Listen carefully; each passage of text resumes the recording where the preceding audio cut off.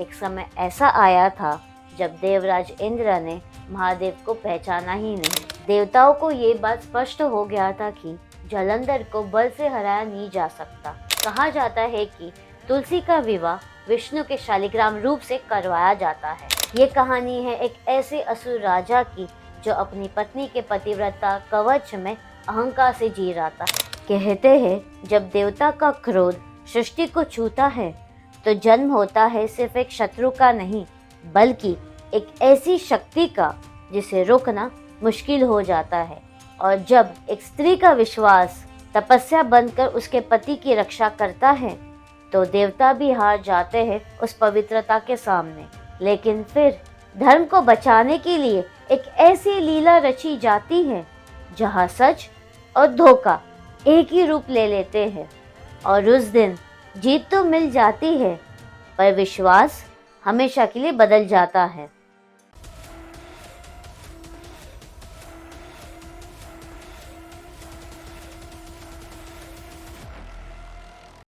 Om Namah Shivaya, Namaste and hello, this is Sharvari Mora. Welcome back to my channel. If you like my videos then please like, share and subscribe to my channel and don't forget to click the bell icon. आज की हमारी कहानी है एक ऐसे असुर राजा की जिसका जन्म किसी वरदान से नहीं हुआ था बल्कि स्वयं भगवान शिव के क्रोध से हुआ था। ये कहानी है असुर राजा जलंधर की। वैसे तो जलंधर के अलग अलग कहानियों के वर्जन से अलग अलग पुराणों में अलग अलग वर्णन है, तो चलिए जानते हैं जलंधर की कहानी। पौराणिक वर्णनों के अनुसार ये कहानी शुरू होती है देवराज इंद्र से। एक समय ऐसा आया था जब देवराज इंद्र ने महादेव को पहचाना ही नहीं।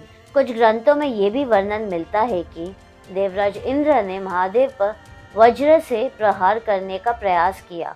इस अपमान ने शिव के अंतर में क्रोध को जागृत कर दिया। तब उनके त्रिनेत्र से एक तेज निकला। ये सिर्फ आग या ऊर्जा नहीं थी बल्कि एक ऐसी शक्ति थी जिसमें सृजन और विनाश दोनों का संभावना थी। ये तेज जाकर समुद्र में समा गया। समुद्र जिसे कई स्थलों पर वरुण देव से संबंधित माना जाता है, वरुण देव ने उस ऊर्जा को अपने अंदर समा लिया। समय के साथ उस ऊर्जा से एक शिशु का जन्म हुआ, जलंधर। इसका नाम भी उसकी उत्पत्ति से जुड़ा है। जल से अंधर यानी जल के अंदर से जन्मा हुआ। ये केवल असुर नहीं था बल्कि शिव के क्रोध का अंश लेकर पैदा हुआ एक ऐसा जीव था जिसमें अपार शक्ति थी। कुछ पौराणिक वर्णनों के अनुसार जलंधर ने अपनी जीवन की शुरुआत एक न्याय प्रिय शासक के रूप में की।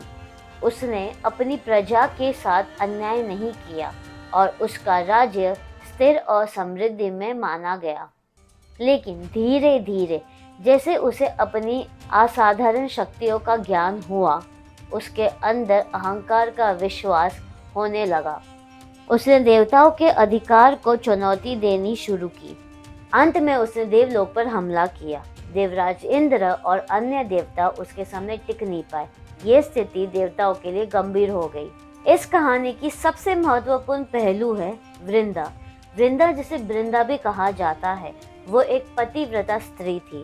कुछ पुराणों में उसे दैत्य कालिनेमी की पुत्री बताया गया है, लेकिन उसकी असली पहचान उसका जन्म नहीं बल्कि उसका सतीत्व और भक्ति थी, खासकर भगवान विष्णु के प्रति। उसका पतिव्रता धर्म इतना शक्तिशाली माना गया था कि उसने जलंधर के चरित्र के चारों तरफ एक अदृश्य कवच बना दिया। ये कवच किसी शस्त्र या अस्त्र से नहीं बल्कि एक स्त्री के पवित्र संकल्प से बना था। देवताओं को ये बात समझ आ गई थी कि जब तक वृंदा अपने पति के तरफ पूरी तरह निष्ठावान है तब तक कोई भी देवता जलंधर को हरा नहीं सकता। इसलिए कई युद्ध के बाद बार बार देवताएं जलंधर से हार रहे थे। कुछ वर्णनों में ये भी कहा गया है कि जलंधर ने भगवान शिव को भी युद्ध के लिए ललकारा और माता पार्वती पर अधिकार जताने की इच्छा व्यक्त की। इसी क्षण को उसके विनाश का आरंभ माना जाता है। देवताओं को ये बात स्पष्ट हो गया था कि जलंधर को बल से हराया नहीं जा सकता क्योंकि उसकी शक्ति शरीर में नहीं बल्कि वृंदा के सतीत्व में थी। तब भगवान विष्णु ने एक कठिन और नैतिक रूप से जटिल निर्णय लिया। पद्म पुराण के अनुसार भगवान विष्णु ने जलंधर का रूप धारण किया और वृंदा के पास गए। वृंदा ने उन्हें अपना पति समझकर स्वीकार किया और इसी क्षण उसका पतिव्रता धर्म भंग हो गया। ये एक ऐसा पल था जहाँ धर्म और अधर्म की रेखा स्पष्ट नहीं रह जाती और इसी वजह से ये कहानी आज भी चर्चा का विषय है। कुछ अन्य पुराणों में इस घटना को अलग दृष्टिकोण से समझाया गया है। उनके अनुसार ये शारीरिक रूप से नहीं बल्कि एक दिव्य माया थी, एक ऐसा भ्रम जिसमें वृंदा को ये महसूस हुआ कि उसका पति उसके सामने है। इस दृष्टिकोण का उद्देश्य ये बताना है कि वृंदा की पवित्रता को किसी भौतिक अर्थ में नहीं बल्कि दिव्य लीला के रूप में समझा जाना चाहिए। लेकिन दोनों ही स्थितियों में परिणाम एक ही रहा। वृंदा का संकल्प टूट गया और जलंधर का कवच समाप्त हो गया। जब वृंदा को सच का ज्ञान हुआ तो उसका दुख और क्रोध एक श्राप में बदल गया। उसने भगवान विष्णु को श्राप दिया कि वो पत्थर बन जाएंगे। इस घटना को विष्णु के शालिग्राम रूप से जोड़ा जाता है। ये श्राप सिर्फ क्रोध नहीं था बल्कि धर्म और न्याय के प्रति एक गहरा प्रश्न भी था। वृंदा के अंत के बारे में अलग अलग वर्णन है। कुछ कहते हैं कि वृंदा ने देह त्याग कर दिया, कुछ कहते हैं वृंदा ने अग्नि प्रवेश किया। लेकिन सभी परंपराओं में एक बात साझी है कि वृंदा का रूप तुलसी में परिवर्तित हो गया। तुलसी को वृंदा का रूप माना जाता है और इसीलिए घर घर में तुलसी की पूजा होती है और तुलसी विवाह को इसी घटना और कथा से जोड़ा जाता है।